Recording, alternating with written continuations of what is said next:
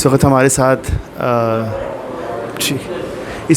زیغم نوحہ خوانی کرتے ہیں، بالکل کسی بھی تعارف کے محتاج نہیں ہیں اس پردرد موقع پر، جب کہ وہ بہت قریب تھے سلمان حیدر شہید سے. تو آج جانتے ہیں کہ کیا ان کی دلی کیفیت ہے، کیا کہنا چاہیں گے آپ اس بارے میں؟ خاور بھائی بہت شکریہ ایک تو قائم ٹی وی کا کہ اس دکھ کی گھڑی میں آپ سب ہمارا ساتھ دے رہے ہیں اور ہمارا غم بانٹ رہے ہیں. اور یقیناً ہمارا غم کچھ نہیں ہے، ہمارا غم جو ہے وہ محمد والے غم کے غم سے بڑا نہیں ہے. ہم اپنا غم بھول کر محمد والے محمد کا غم مناتے ہیں، اسی لیے کہ ہم اپنے دکھوں کا مداوع کر سکیں.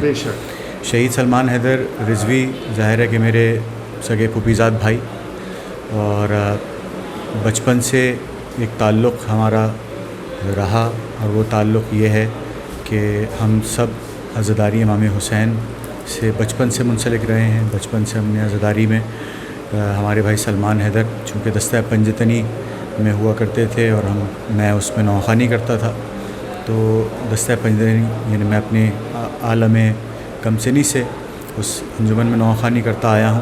اور اس کے بعد سے لے کر اب تک تو میں مختلف انجمن میں تو ہوں، لیکن بات یہ ہے کہ ہمارا سلسلہ جو ہے وہ عزاداری کا اور ہمارا جو رشتہ ہے عزا کا وہ ٹوٹا نہیں.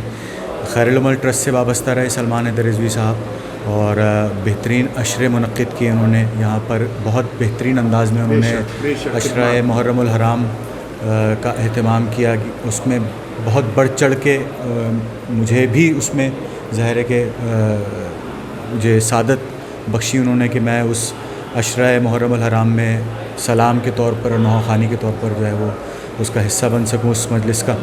تو سلمان حیدر کے لاتعداد خدمات ہیں اور بے تحاشا خدمات ہیں، اور اتنی خدمات ہیں کہ میں ظاہر ہے کہ 2 منٹ میں 3 منٹ میں بتانا قاصر ہے. لیکن صرف یہ کہوں گا کہ یہ اعزاز ان کے لیے بہت بڑا ہے کہ وہ ایک سچے عزادار اور مولا کے منظور نظر اور ایک شہید ہے.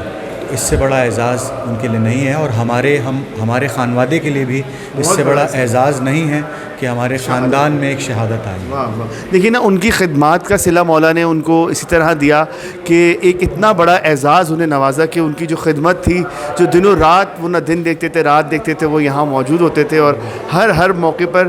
تو یہ بہت خاص ہے کہ اچھا عزاداری میں، اور مطلب میں نے بہت سارے لوگوں کی مدد کیا کرتے تھے، ایسے ہی کچھ؟ بالکل ایسا ہی ہے. میں آپ کو بتاؤں کہ یہ عزا کے حوالے سے بہت ہمدرد، بہت میں ایسے معاملات میں جو بیان جو ہے وہ ظاہر ہے اس طرح سے نہیں کر پاؤں گا کیونکہ کیفیت ایسی ہے دل کی اس وقت. لیکن جس امام بارگاہ میں ہم لوگ موجود ہیں، صرف اگر اس امام بارگاہ کی حوالے سے بات کر لیں تو میں جیسے ایک واقعہ یہ ہے کہ ہمارے ایک عزیز کا انتقال ہوا، تو صبح تقریباً 8 یا 9 بجے کا وقت رہا ہوگا، اور سلمان حیدر جو ہیں وہ سب جانتے ہیں کہ وہ رات بھر جو ہے وہ خدمت میں رہتے تھے اور صبح سوتے تھے. تو میں نے صبح 8 ساڑھے 8 بجے ان کو فون کر کے کہا کہ بھائی ہمارے ایک جاننے والے کا انتقال ہو گیا ہے، تو وہ سلمان بھائی ذرا آپ کچھ بندوبست کروا دیجئے. تو انہوں نے، آپ یقین کریں کہ وہ اس مومن اس عزادار یعنی گھرانے کا جن کا انتقال ہوا تھا، ان کے لیے اتنا بندوبست کیا کہ ان کو کوئی کسی چیز کی زحمت نہ ہوئی، یعنی کہ پھول تک ان کے لیے اس بارگاہ میں ان کے لیے یہاں پر میسر کر کے دیے انہوں نے. اور پھر اس عزاخانے میں یہ بڑی خدمات ہے. اگر آپ شہدائے کربلا امام بارگاہ کا آپ دورہ کریں تو اس ذریعے ابوالفضل العباس کی جو شبیہ بنی ہے، اس میں ان کا بہت بڑا کردار ہے.